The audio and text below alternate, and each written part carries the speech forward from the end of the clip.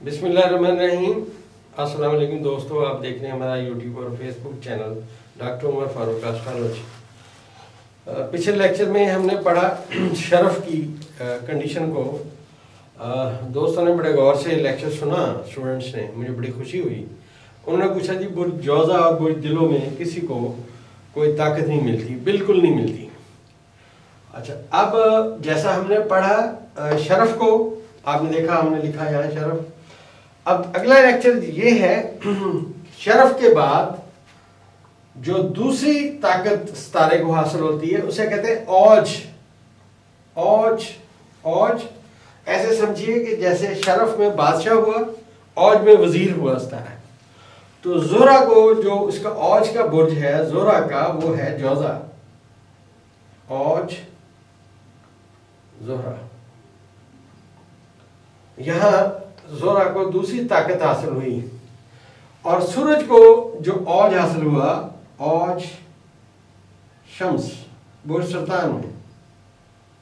ठीक है जी, ये दूसरी कंडीशन है जायचे में। मुश्तरी को जो औज हासिल हुआ बुर्ज मिजान में हुआ, औज मुश्तरी। ठीक है जी, हर सितारे के जो कंडीशंस हैं वो पॉजिटिव वे में दो हैं। जो शरफ है वो बामंजिला बादशाह के है, जो औज है वो बामंजिला वजीर के है। अब ये आपने देख लिया। अब इनके अपोजिट भी चीजें आएंगी, जैसा जायचे को हमने पढ़ा और सारी बातें पढ़ी। और एक बात याद रखें दोस्तों, अपनी बुक्स के इसी ये जो आपने चार्ट बनाया हुआ है इसके ऊपर लिखें कि कमर और शम्स कभी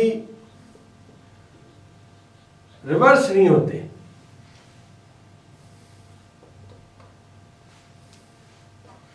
सूरज और चांद जो है ये जायचे में कभी रिवर्स नहीं होंगे। बाकी सितारे अपने एक टाइम पे आके रिवर्स होंगे। ये इनकी रफ्तार हमेशा सीधी रहेगी।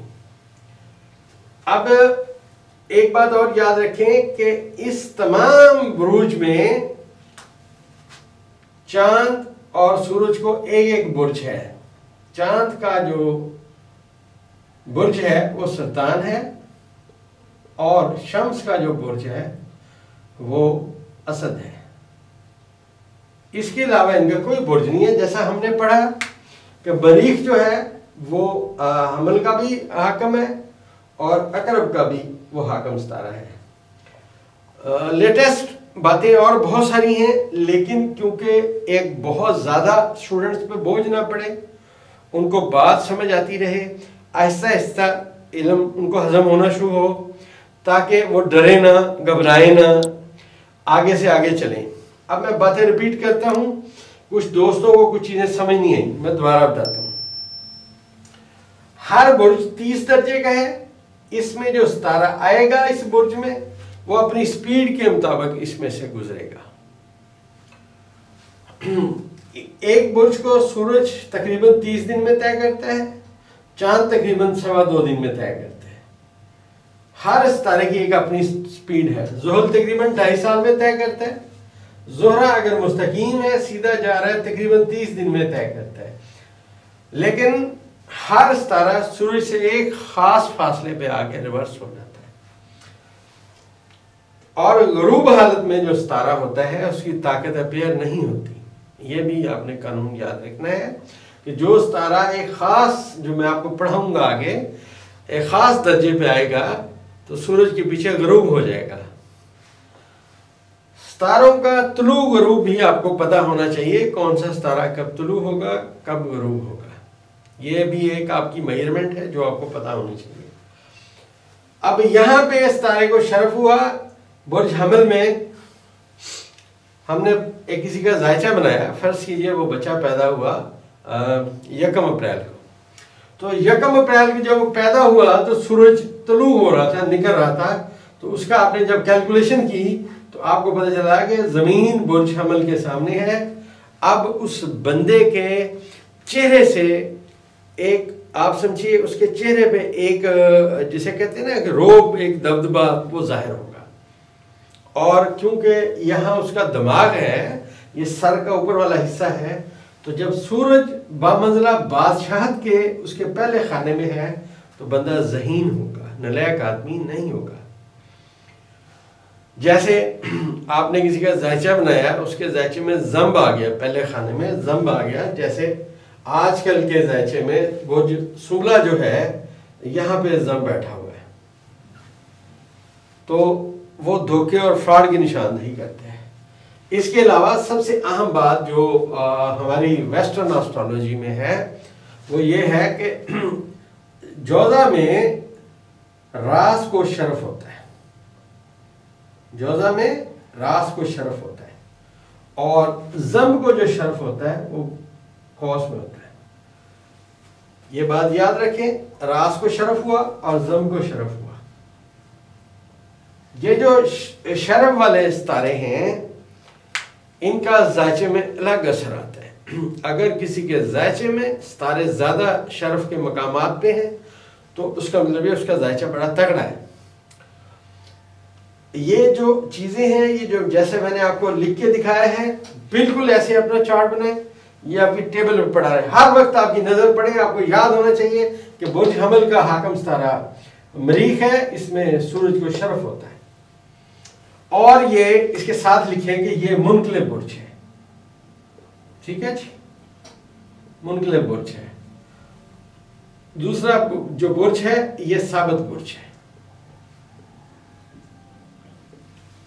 और इसके बाद ये जो तीसरा बुर्ज है ये ज़ोजिज़दैन है। सरतान मुनकलिब बुर्ज है, और ये जो अपना असद है ये साबित बुर्ज है, और ये जो शुमला है ये ज़ोजिज़दैन बुर्ज है,